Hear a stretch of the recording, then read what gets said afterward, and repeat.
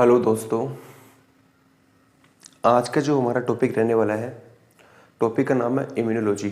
ठीक है, देखिए ये जो टॉपिक है ये बहुत ही बेहतरीन टॉपिक है। आपको सीएसआर एग्ज़ाम के अंदर इस टॉपिक से करीबन 3 से 4 क्वेश्चन हर बार पूछे जाते हैं। तो हम सभी इम्पोर्टेंट टॉपिक को डिस्कस करने वाले हैं। हमारी एक इसके अंदर पर्टिकुलर सीरीज चलेगी जिसमें हम डेली एक टॉपिक पढ़ेंगे, राइट। तो आज हम स्टार्ट करने वाले हैं। बताइए टॉपिक का नाम क्या है? इम्यूनोलॉजी। ठीक है, अच्छा। तो हम सबसे पहले जानेंगे कि बताइए जो हमारी डब्ल्यूबीसी होती है, डब्ल्यूबीसी कितने टाइप की होती है? बताइए जो हमारी डब्ल्यूबीसी होती है वो कितने टाइप की होती है? तो आप कहोगे सर डब्ल्यूबीसी जो होती है वो होती है सर 5 टाइप की, राइट। तो टॉपिक का नाम क्या है? इम्यूनोलॉजी।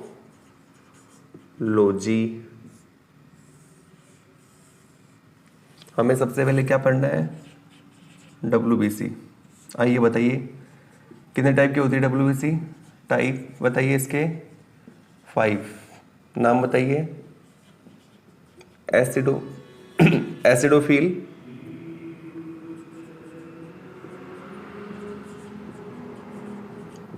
Neutrophil, basophil. ठीक है, ये तीनों तो कैसे होती है बताइए? चलो इसकी पहले परसेंटेज लिख देते हैं। कितना परसेंट होता है बताओ बेसोफिल?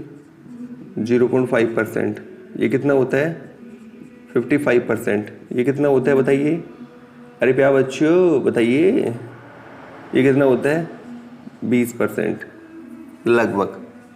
अच्छा, ये कैसे होती है बताइए? ये जो जितनी भी मैंने बनाई है ना, ये कुछ ऐसी कंडीशन में मिलती है। मतलब ये जो डब्ल्यूबीसी होती है ये इनमें ग्रेन्यूल्स प्रेजेंट होते हैं। इनका नाम क्या है? ग्रेन्यूल्स, कणिकाएं। हिंदी में क्या बोलते हैं? कणिकाएं।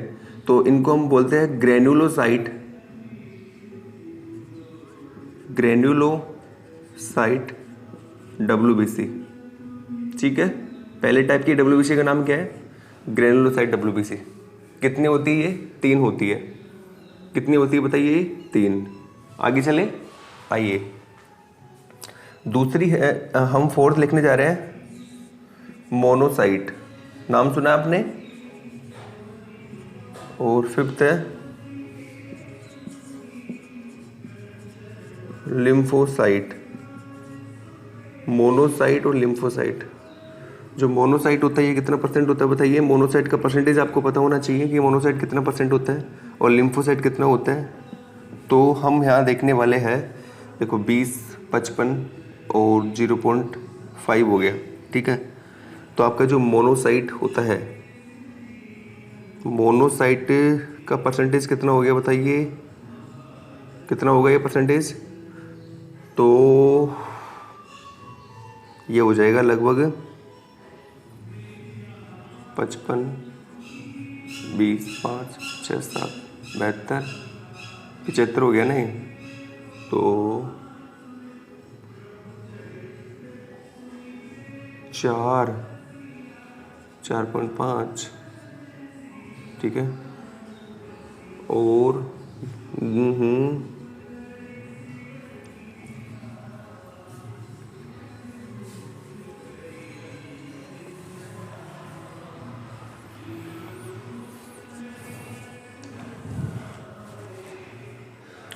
ठीक है गाइस।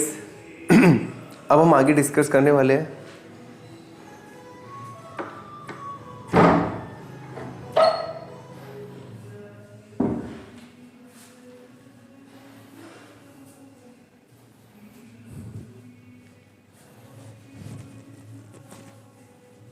चलो ठीक है,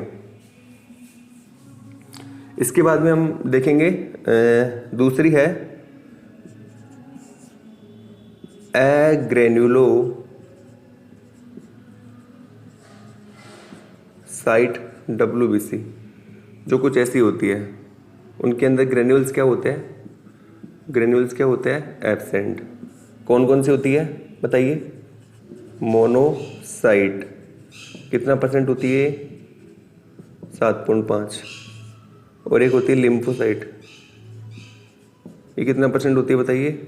लिम्फोसाइट कितना परसेंट होगी? लिम्फोसाइट होती है 20%। कितनी होती है? 20%। तो आपको ये पता होना चाहिए। पहला तो हमने पढ़ लिया ग्रेनुलोसाइट WBC, और दूसरा हमने पढ़ लिया एग्रेनुलोसाइट WBC। सबसे पहले ये पढ़ेंगे, देन इसके बाद में हम जानने वाले हैं क्या कि ये जो हमारी लिम्फोसाइट होती है ना, हम इस लिम्फोसाइट को अगर आगे जाके देखें तो ये जो हमारी लिम्फोसाइट होती है ये आगे जाके 2 टाइप की होती है। कितने? 2। एक तो होती है बी लिम्फोसाइट और एक होता है टी लिम्फोसाइट। ठीक है, टी लिम्फोसाइट और बी लिम्फोसाइट।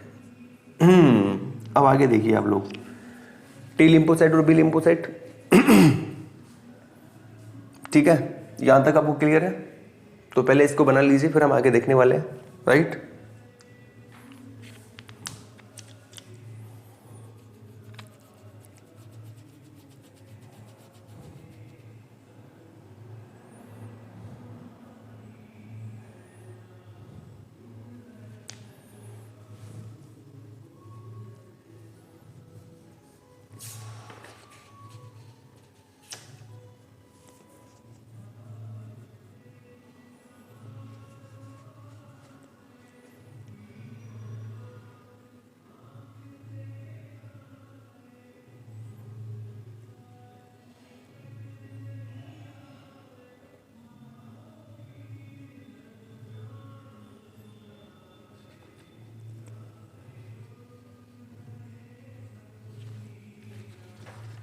आगे चले। राइट, ये देखिए,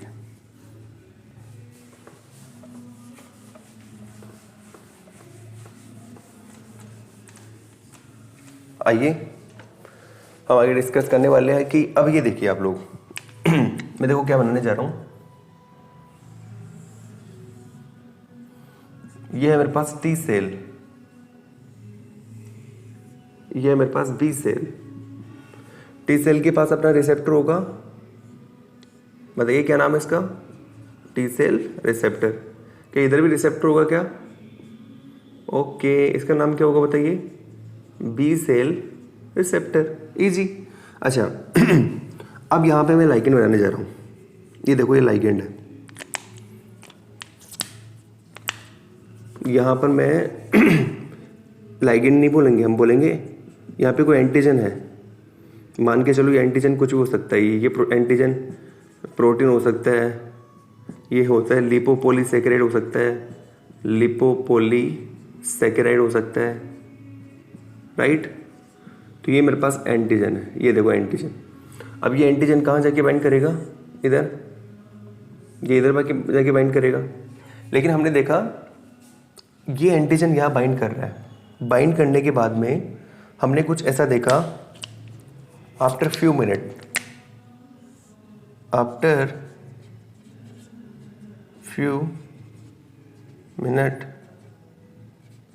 हमने यहाँ पे कुछ ऐसी कंडीशन देखी। हम इसको बनाने जा रहे हैं। देखो क्या हुआ। अरे देखो, बाइंड कर गए। सबसे पहले तो हम इसको बाइंड दिखाते हैं। अरे इसको बाइंड दिखाना पड़ेगा पहले हमें ना।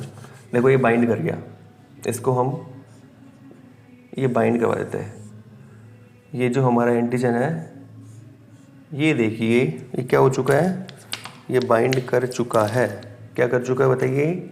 बाइंड कर चुका है। क्या इधर भी हमारा एंटीजन बाइंड कर जाएगा? ये देखिए, ये आप देखिए बच्चों, ये देखिए, ये लो जी, बाइंड कर गया। ठीक है जी, आगे देखिए अब क्या होगा। अब देखिए, बाइंड करने के बाद में आफ्टर फ्यू मिनट कुछ टाइम बाद में क्या होगा? ये यहाँ से दोबारा से डिसोसिएट कर रहा है, यहाँ से दोबारा से क्या कर रहा है, डिसोसिएट। लेकिन हम इधर देखते हैं, यहाँ पे अगर हम कंडीशन देखते हैं आफ्टर फ्यू मिनट, तो क्या होती है यहाँ पे अभी भी बाइंडेड है। अभी भी बताइए क्या है ये, अभी भी ये एंटीजन इस एंटीबॉडी से बाइंडेड है, लेकिन ये क्या हो चुका है बताइए, ये हो चुका है डिसोसिएट। क्या हो चुका है, डिसोसिएट। हम इसे लिख सकते हैं एंटीजन क्या हो चुका है, एंटीजन डिसोसिएट हो चुका है। और यहाँ पर एंटीजन अभी भी क्या है, एंटीजन अभी भी यहाँ पे क्या है, बाइंडेड है। तो हम यहाँ से एक चीज़ पता लगा पा रहे हैं कि जो हमारी टी सेल होती है, इस टी सेल की जो एफिनिटी होती है, इस टी सेल की एफिनिटी क्या होती है बताइए। टी सेल जो होती है इसकी एफिनिटी होती है ना, affinity, binding affinity. T cell की एंटीजन के साथ में, एंटीजन के साथ बाइंडिंग एफिनिटी जो होती है वो क्या होती है, लो होती है as compare to B cell. तो अब हमारा देखो ये आपको पता लग गया, टी सेल की जो बाइंडिंग एफिनिटी होती है ये लो होती है as compare to B cell. यहाँ से हमने ये देखा। तो अब हम ये चाहते हैं कि इस टी सेल की जो बाइंडिंग एफिनिटी है ये इंक्रीज हो जाए इस एंटीजन के लिए। तो ये कैसे हो प्रोग्राम बताइए। तो हम कैसे इस एफिनिटी को इंक्रीज करें, एफिनिटी को हम कैसे इंक्रीज करें,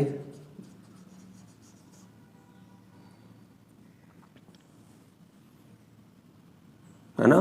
तो हम कैसे एफिनिटी को क्या करें, इंक्रीज करें। तो एफिनिटी को इंक्रीज कैसे करें हम लोग, ये हमारा क्वेश्चन है। पहला क्वेश्चन हमारा क्या है कि हम एफिनिटी को इंक्रीज कैसे करें, ठीक है। तो अब देखो ये हमारी टी सेल है, बी सेल है, ये कोई एंटीजन आया यहाँ जाके बाइंड कर रहा है, आफ्टर फ्यू मिनट ये डिसोसिएट हो रहा है, यहाँ से डिसोसिएट नहीं हो पा रहा है। तो भैया इस टी सेल की एफिनिटी कम है, हमें इसकी एफिनिटी को इंक्रीज करना है। कैसे हम इसकी एफिनिटी को इंक्रीज करें देखते हैं, चलिए। लेकिन उससे पहले हमें और बातें जाननी होगी, जैसे कि ये जो टी सेल होती है और ये बी सेल होती है, एवरी डे हमारे बॉडी के अंदर एवरी डे 10⁶ टी और बी सेल बनती है। हर दिन बनती है बच्चों, हर दिन। अब सर ये इतनी हर दिन बनती है तो इनका होता क्या है सर। तो सर हर दिन इतनी बनती है और होता ये है कि सर अगर कोई बॉडी के अंदर एंटीजन आ रहा है, ठीक है सर, इतने हर दिन 10⁶ टी और बी सेल बनती है, राइट। अगर कोई बॉडी के अंदर एंटीजन आ रहा है तो सर जो टी और बी सेल उस एंटीजन के साथ में बाइंड करेगा, केवल वो टी और बी सेल अपना नंबर बढ़ाएगा। बाकी जितने भी टी और बी सेल होगी उन सबका क्या हो जाएगा बताइए, उन सबका एपोप्टोसिस हो जाएगा। ध्यान से सुनिएगा, 10⁶ टी और बी सेल डेली हमारी बॉडी के अंदर बनती है, आज भी बनी है, कल भी बनेगी, कल भी बनी थी, ठीक है। लेकिन होता क्या है, इतनी सारी टी और बी सेल बनती है, इनका होता क्या है भैया, जो टी और बी सेल, जिस टी और बी सेल को अपना एंटीजन मिल जाएगा, मतलब मान के चलिए मेरे पास एक टी सेल है, उसके ऊपर जो एंटीबॉडी है, उसके ऊपर जो सीक्वेंस है, राइट है, कोई एंटीजन आ रहा है, उस एंटीजन को उसने रीड कर लिया, उसने उसके साथ बाइंडिंग करवा ली। अब वो जो पर्टिकुलर टी सेल है, केवल उस टी सेल का क्या होगा, नंबर इंक्रीज होगा। बाकी जितने भी टी सेल थी उस एक के अलावा उन सबका क्या हो जाएगा, अपोप्टोसिस हो जाएगा। तो आपको ये बात पता होना चाहिए, ठीक है। हम इसको देखो और अच्छे तरीके से देखते हैं, आइए।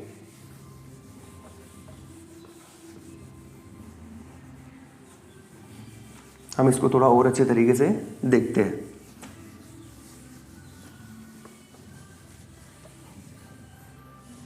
ठीक है। तो आइए हम इसको थोड़ा डिटेल में लेके चलते हैं, आ जाओ। देखो अब इसको देखते हैं हम। ये देखो,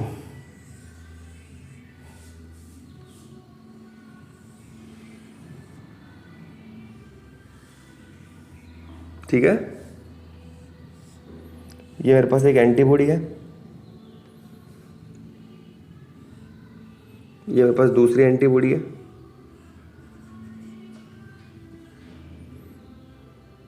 ये मेरे पास कोई तीसरी है। अब आप एक ये चीज़ तो जानते हो ना बच्चों, आप देखो ये जो हमारी एंटीबॉडी होती है,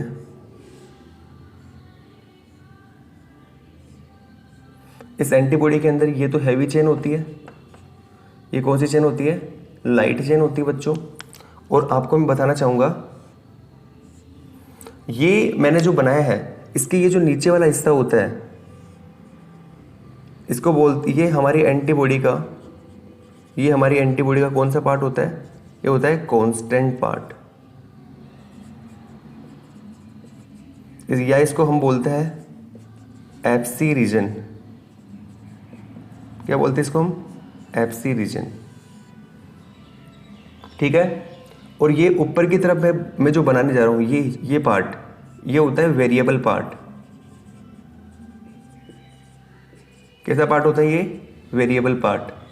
हमारी जो एंटीजन जो होता है, एंटीजन बाइंड करता है। यहाँ पे आपसे पूछ ले एंटीजन कहाँ बाइंड करता है, तो आप कहोगे सर एंटीजन जो होता है ये एंटीबॉडी के वेरिएबल पार्ट को बाइंड करता है। तो इस चीज़ को आप याद रखिए, ठीक है। अभी के लिए इतना याद रखिए, हम इसको डिटेल में देख के चलेंगे। अच्छा, ये मैंने क्या बनाई है? ये मैंने बनाई है टी या बी सेल। कितनी बनती है डेली? 10 की पावर 6 बनती है हमारी बॉडी के अंदर। ये मैंने 3 बनाई है, ऐसे 10 की पावर 6 बनती है। और सबके अंदर जो वेरिएबल पार्ट होता है एंटीबॉडी का, वेरिएबल पार्ट होता है, वो कैसा होता है बताइए? सबके अंदर देखो क्या होगा, सबके अंदर डिफरेंट होगा। अरे भैया डिफरेंट वेरिएबल पार्ट रखना पड़ेगा ना। देखो जो एंटीजन आ रहा है, क्या पता उसका सीक्वेंस कैसा है, क्या पता वो किसके साथ बाइंड करेगा। तो हमें हमारी बॉडी को पहले तैयार रख के चलना पड़ता है। अरे आपको ये तो पता है ना बच्चों कि हमारी बॉडी के अंदर जो एंटीबॉडी होता है वो पहले बन जाता है एंटीजन आने से पहले ही, राइट। ये आपको पता होना चाहिए कि हमारी बॉडी जो होती है उसमें जो एंटीजन होता है ना, वो एंटीजन आने से पहले ही एंटीबॉडी बन जाता है। हाँ बिल्कुल सच है। आपको आज तक बताया गया होगा कि जो एंटीजन होता है, एंटीजन जब बॉडी में एंटर करता है तो एंटीबॉडी बनती है। नहीं, ऐसा बिल्कुल नहीं है। एंटीजन आने से पहले ही बॉडी एंटीबॉडी बना के तैयार रहती है। डेली बॉडी 10 की पावर 6 टी और बी सेल बना के तैयार बैठी रहती है। जैसे ही एंटीजन आएगा वो तैयार रहती है कि भैया एंटीजन आ रहे हैं। अब वो सारे के सारे जा रहे हैं, एंटीजन आएगा, जिस वाले को अपना एंटीजन का सीक्वेंस यहाँ पे मिल जाएगा, आगे केवल वो सेलेक्ट होगी, बाकी सबका क्या हो जाएगा? अपोप्टोसिस। देखो इसको हम अच्छे से देखते हैं। फॉर एग्जांपल देखिए आप लोग, मान के चलिए जो मेरा एंटीजन का सीक्वेंस आ रहा है वो कुछ ऐसा आ रहा है। ये देखो, ये मेरा एंटीजन है, ठीक है। ये मेरा एंटीजन का सीक्वेंस है। ये क्या है बताइए? ये है एंटीजन। पर मान के चलो ये हमारा कोविड-19 वाला, ये क्या है? हमारा जो कोविड-19 है ना, कोरोना वायरस, उसका एंटीजन है, ठीक है। अब ये आ रहा है, बताइए इन तीनों में से कौन इसको रिकॉग्नाइज करेगा, कौन इसके साथ में बाइंड करेगा? तो हम कहेंगे सर इन तीनों में से देखो ये इसको इजीली रिकॉग्नाइज कर लेगा। ये क्या कर लेगा सर? ये इसको इजीली रिकॉग्नाइज कर लेगा। ये यहाँ पे जाएगा और यहाँ पे जाके क्या हो जाएगा बताइए? क्या हो जाएगा बताइए? यहाँ पे जाके बाइंड हो जाएगा। अरे होगा कि नहीं होगा बाइंड? ठीक है। ऐसे एक ही तो नहीं होगा ना, ऐसे और भी होंगे, बहुत सारे होंगे कि नहीं होंगे, ठीक है। तो यहाँ जाके बाइंड कर लेगा। बाइंड करने के बाद में क्या होगा? केवल इस पर्टिकुलर का सिलेक्शन होगा, बाकी इनका क्या हो जाएगा? अपोप्टोसिस। इसका क्या हो जाएगा बताओ? अपोप्टोसिस हो जाएगा। इसका भी क्या हो जाएगा बताइए? अपोप्टोसिस। केवल इस पर्टिकुलर का क्या हो जाएगा बताइए? पर्टिकुलर का क्या हो जाएगा बताइए? पर्टिकुलर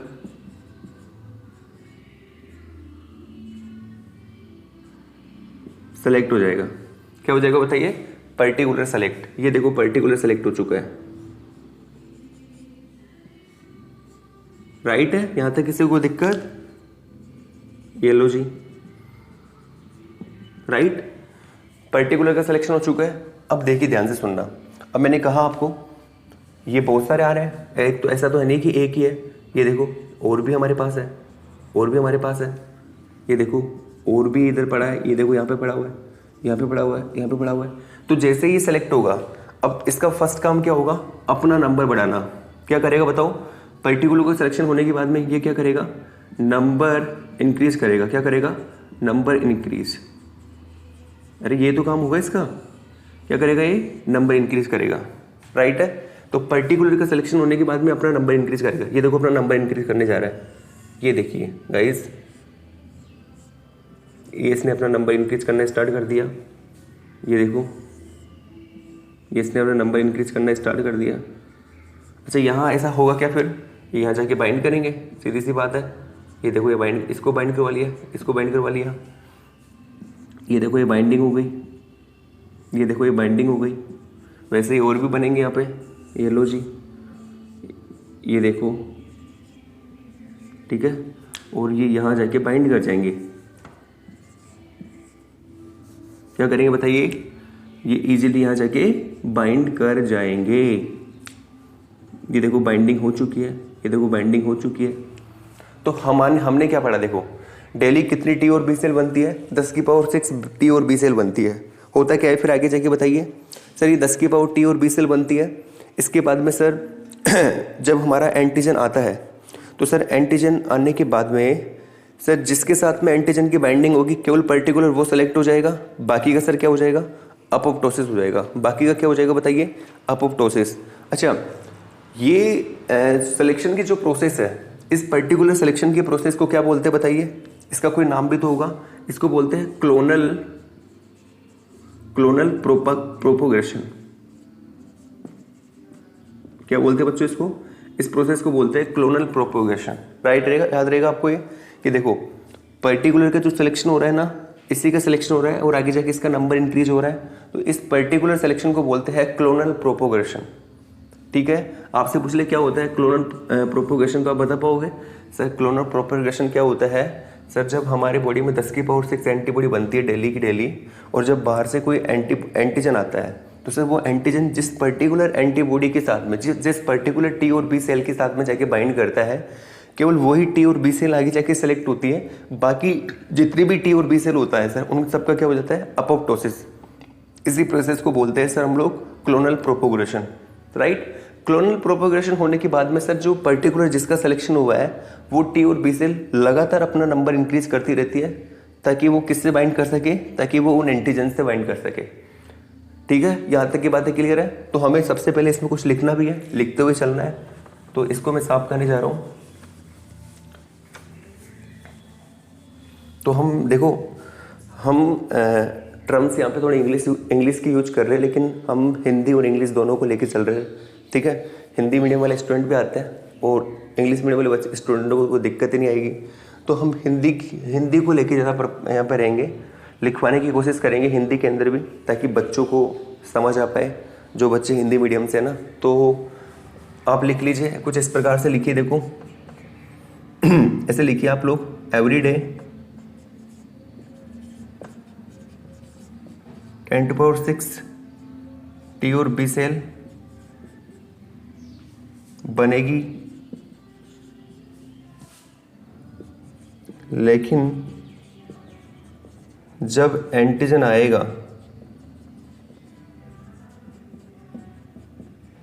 और जिस टी या बी सेल की एंटीजन के साथ बाइंडिंग होगी, एंटीजन के साथ बाइंडिंग होगी, पर्टिकुलर वही टी और बी सेल सेलेक्ट होगी, बाकी का क्या हो जाएगा बच्चों, बाकी टी और बी सेल का अपोप्टोसिस हो जाएगा, राइट है। ओके, बहुत अच्छी लाइन है, याद रखिए। इस प्रोसेस को क्या बोलते बताइए, इस प्रोसेस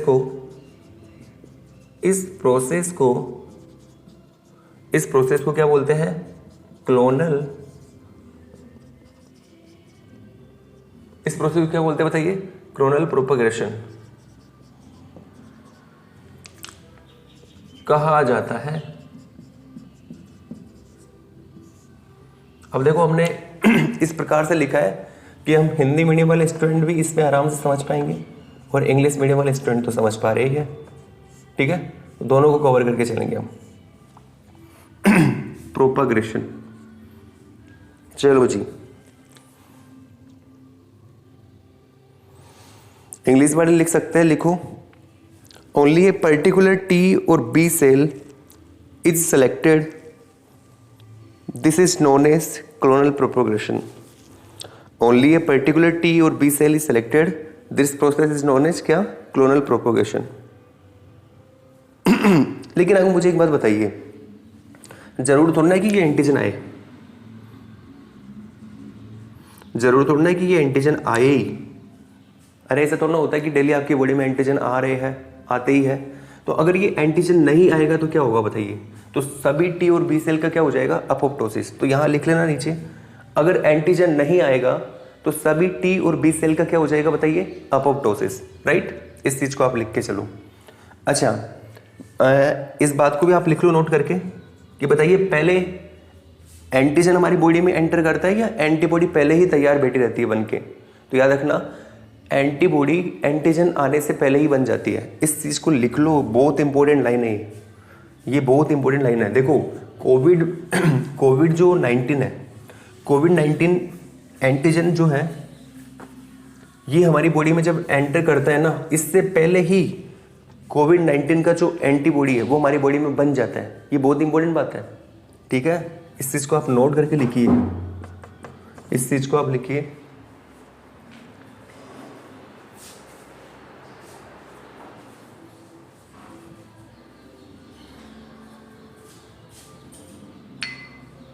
ये देखिए कि जो कोविड-19 जो होता है ना बच्चों, कोविड-19 जो होता है, यहाँ पे मैं क्या बताने वाला था, जो कोविड-19 है, कोविड-19 का एंटीजन बॉडी में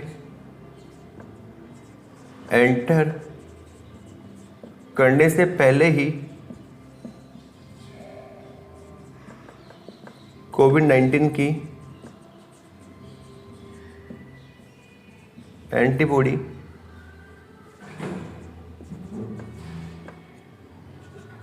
कोरोना वायरस है ना, ठीक है, ये भी लिख सकते हो आप। कोरोना वायरस का जो एंटीजन है बॉडी में एंटर करने से पहले ही कोविड-19 की एंटीबॉडी बॉडी में बन जाती है, बॉडी में बनकर तैयार रहती है। इसका मतलब क्या हुआ? इसका मतलब ये हुआ कि फर्स्ट बॉडी में क्या बनती है? फर्स्ट बॉडी में क्या बन जाती है बताओ? एंटीबॉडी। और सेकंड किसका नंबर? सेकंड हमारे जो एंटीजन एंटर करता है, मतलब बॉडी में पहले क्या बनता है बताइए? हमारी बॉडी में पहले क्या बनता है? एंटीबॉडी। उसके बाद क्या होता है बताइए? एंटीजन आते हैं, एंटीबॉडी पहले ही बन जाता है। इस चीज़ को आप याद रखिएगा, ठीक है। एंटीजन एंटीबॉडी जो होता है ये पहले ही बन जाता है बच्चों, इस चीज़ को भूलना नहीं है।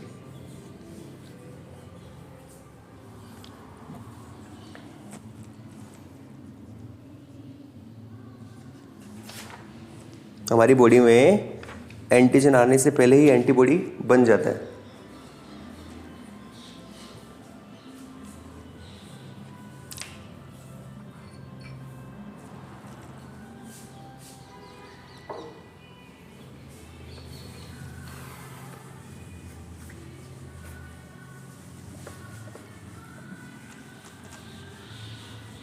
आगे चलें, अब हम देखेंगे स्ट्रक्चर कैसे होती है एंटीबॉडी की।